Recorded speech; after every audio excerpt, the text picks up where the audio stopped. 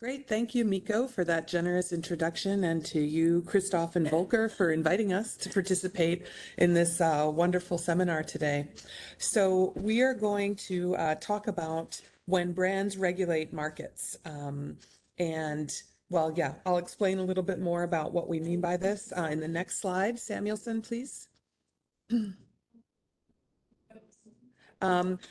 So when sharing economy platforms, and in particular, if we think of the big ones like Uber and Airbnb, when they enter markets like the short-term ride market, a taxi market, or the hotel market, the idea is typically that there's a very well-regulated market that already exists out there, and then the sharing economy platform is coming in to disrupt it. So this is a typical headline that you can see here. Taxi drivers struggle to stay competitive because they have to abide by all these regulations, and these new platform players don't. Next slide, please. And so then what typically happens is, okay, so from a regulation standpoint, we need to regulate these new entrants in order to create a platform, in order to create an equal playing field, in order for taxi drivers not to go out of business.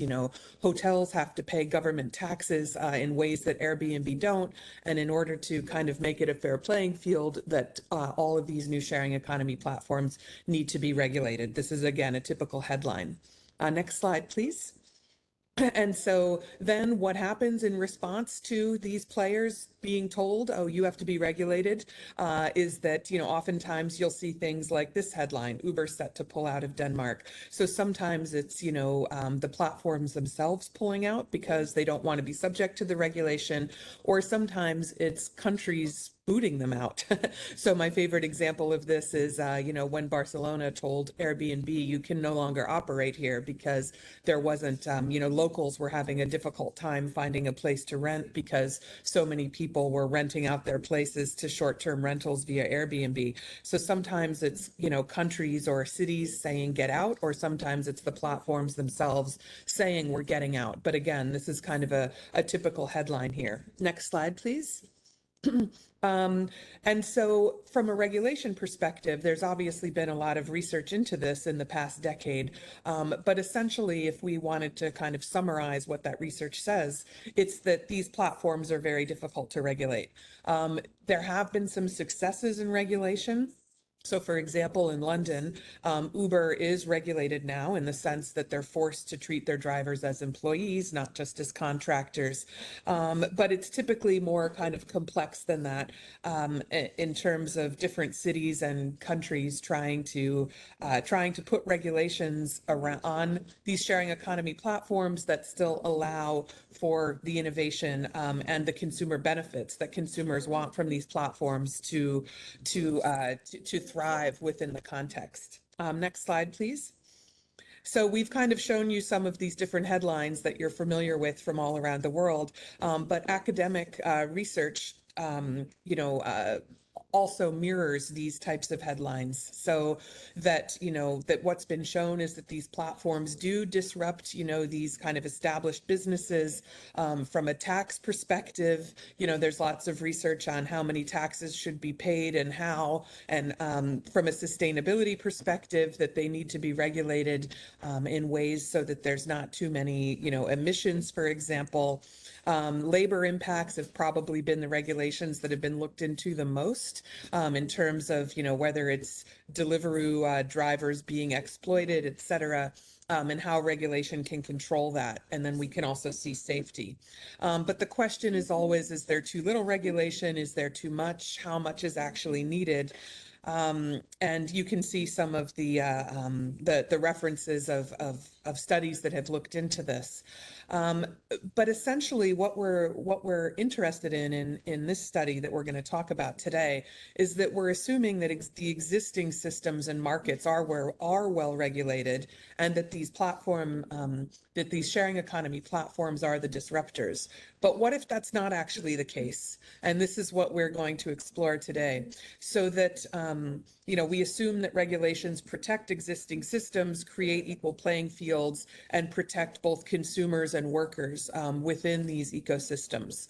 But what happens when sharing economy platforms go into a market where there are no regulations, where the regulations are poor or non-existent, and what will eventually show, not to give not to give away our big reveal at the end, is that these sharing economy platforms and brands, end up being the regulators rather than the ones being regulated. And this has interesting implications for the sharing economy literature, which I'll come back to at the end. But now I'd like to turn it over to my colleague Samuelson to tell you a little bit about the study that we did and what we found. Samuelson?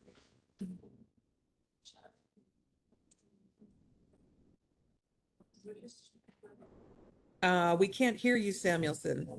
Yes, I'm committing the cardinal error of all online things, which is speaking whilst you're muted.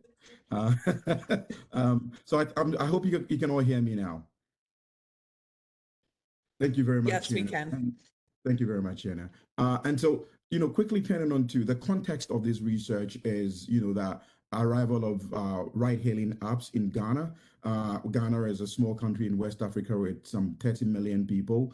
And when Uber arrived, they were the first to come.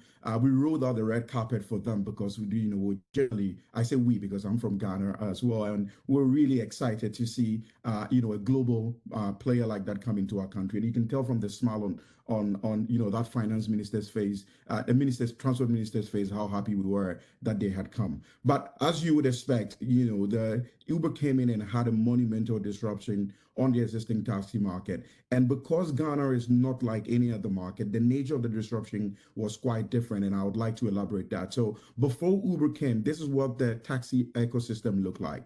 Typically, the taxi industry was more or less started by or begins with an entrepreneurial individual. So these people typically in salaried workers, whether in the public or private sector, who would go out and buy any car, typically, typical salon cars that they would buy, and then they would paint them, the fins and details in the ways that is required. Those were basically the only regulations, that taxis had to be painted this way and have the taxi heading. And then they would have to go into the labor market and find their own driver who would drive the car and pay them sort of a weekly rent for driving the car to make a living. And these drivers tended to be low literate, low educated, because it was a low skilled job. And usually the way in which they would generate money is they either be at a taxi station where riders or consumers would come and use and board a taxi, or they stand by the roadside and hail the taxi. And it was a very cash-based system. And once the driver got their money, then they would pay a part of that in terms of their weekly sales to their car owner. So this is typically what the ecosystem looked like. Then Uber arrives in 2016 and everything changes. So first of all, the only thing that stayed the same is the same entrepreneurial individual. See, same entrepreneurial individuals, for reasons that we will not cover here, decided, well, I think it's better for us to go into Uber rather than to buy taxis. So what happens is that this taxi goes away and they buy private cars. But these private cars come to have a typology that we would explain later. They tend to be small Korean cars with very small fuel capacities that are inexpensive, like your Daewoo Matiz or your Hyundai i10. And in place of the low literate taxi driver comes the educated young man, because the nature of the Uber platform and the app requires a certain level of digital literacy that the typical taxi driver doesn't have. So in that sense, it creates a vacuum for these typically university students or new university graduates to get into that market. And because of the digital nature of the platform, the payment system changes. People don't have to go by the roadside anymore. They can now hail the app, get a taxi, an Uber on their phone, pay digitally, and that digital means also becomes a way in which using mobile money becomes a way in which the driver also pays their weekly rent to or lease rent to their car owner. So clearly, almost immediately, you can see what a disruption that Uber created. But it comes down to the argument that we are presenting here is, it's what is really less understood and that we want to highlight here is the regulatory impact that it immediately had. And this is not something that Uber intended, but just by virtue of the capabilities of their platform, these things happen. And riders began to notice this. So this is a quote from somebody who takes an Uber, who says, Uber has made a lot of drivers now take care of their cars because they know that Uber checks their cars and their roadworthy safety checks. There's a first aid box in the car, fire extinguisher, and all that. You did not have these things in the traditional system. That is a taxi system, dirty vehicle, and all sorts of things. No, no, no, no. And they recognize that Uber is playing a regulatory role by contrasting it with what the regulators were supposed to do that they didn't do. And she goes on to say, the regulators who are supposed to regulate the traditional system do not ensure such standards. The Uber system has brought a world-class standard into a developing country. Now, what do the regulators think about this? They agree. So speaking, this is in an interview with a director from the Ministry of Transport, he said, ride-hailing apps have immensely, and he repeats, immensely improved what we sought to do, which in itself is something that government is really happy about. So clearly, in this context, the argument that we'll be making is the nature of the platform is having a regulatory effect in terms of taking up the responsibilities that typically regulators would do, and regulators seem quite happy about it. But clearly, this does not come without consequences. This is what we'll be mapping out. So in our research methodology, which we'll go, we can elaborate on in the Q&A session if you're interested, we use an ecosystem approach, which is talking to everybody that we elaborated in the system who is involved in that ecosystem to try and get an understanding of the nature of the disruption. So let me go to the sexy part. So a quick overview of some of the ways in which ride-hailing apps regulate the market that you have entered and the consequences when they do. Now, let me give a quick overview of this simple basic model that we have that we're using here. And the argument, we're using the theoretical lens of affordance theory. And affordance basically explains how the characteristics or the features of an object, and in this case, a technology platform, enables or restricts a user's ability to to act with that object. So in this case, the Uber app is a mobile technology, is a technological platform. And because of what it enables people to do or cannot do, we argue that this is basically what is being the basis of regulation that we are observing. We're going to talk about 3 different types of regulations that happen, noting the mechanisms of affordance that take place using David and Trinidad's research. So let's begin. The first one that we talk about is how the app dictates the pricing in the system. Now, here the prices are set by algorithms, right? And the algorithms determine how much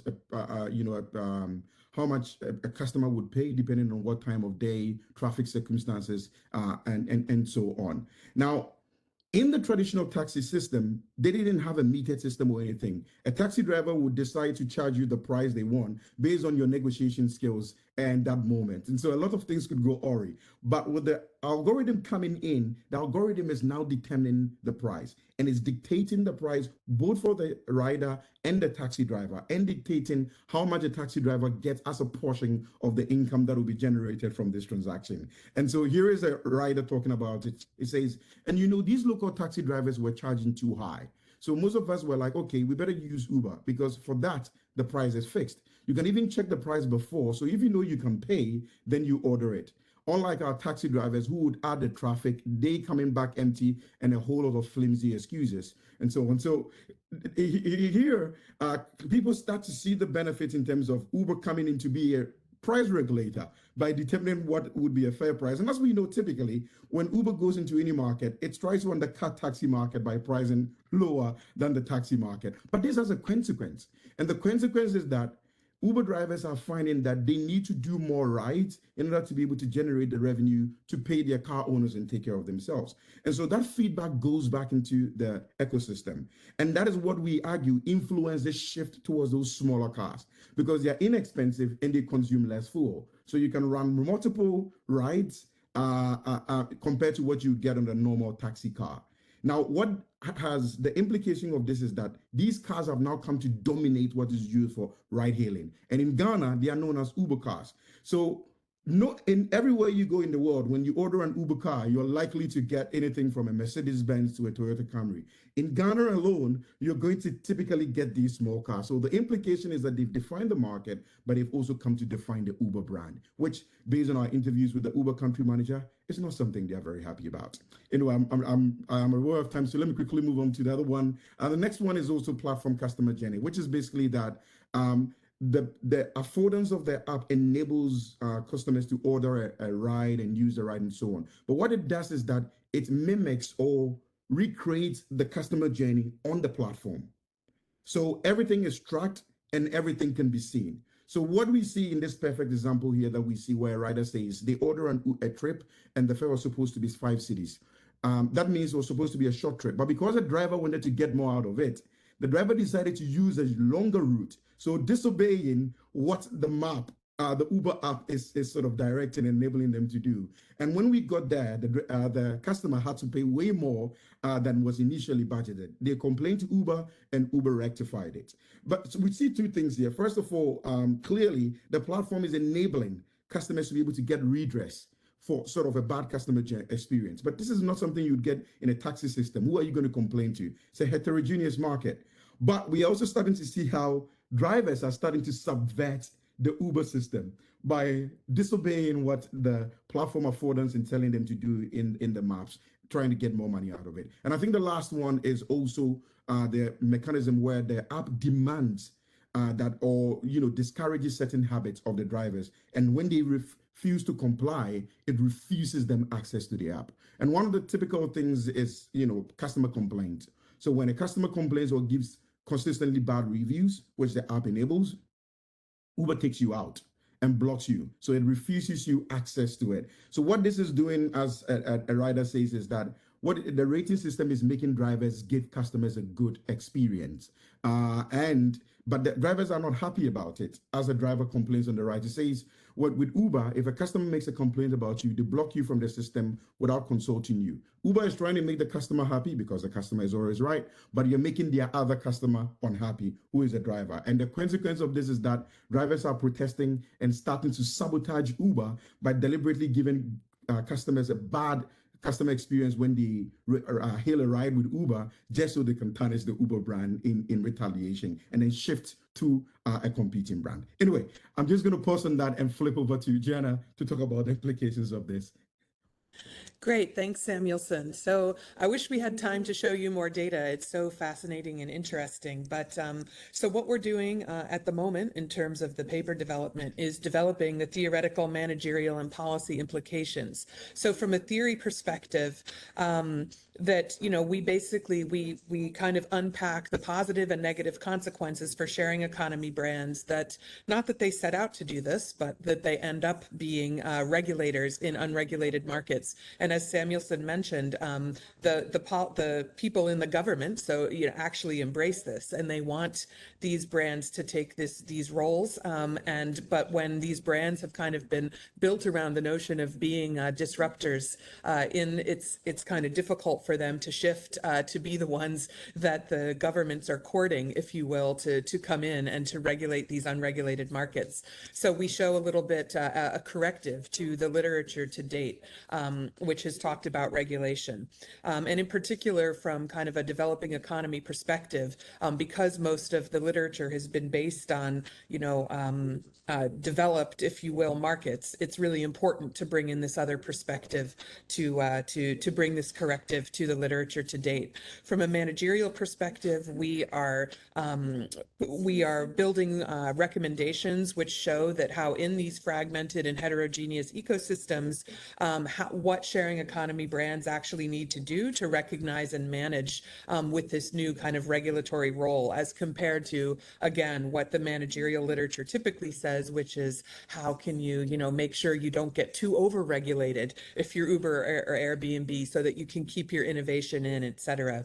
And then finally, from a policy perspective, how can the governments, which are which want to regulate these markets, how can they do this kind of with and through these brands and platforms, rather than kind of being in opposition to them, and working out the policy implications and recommendations that we'll give there.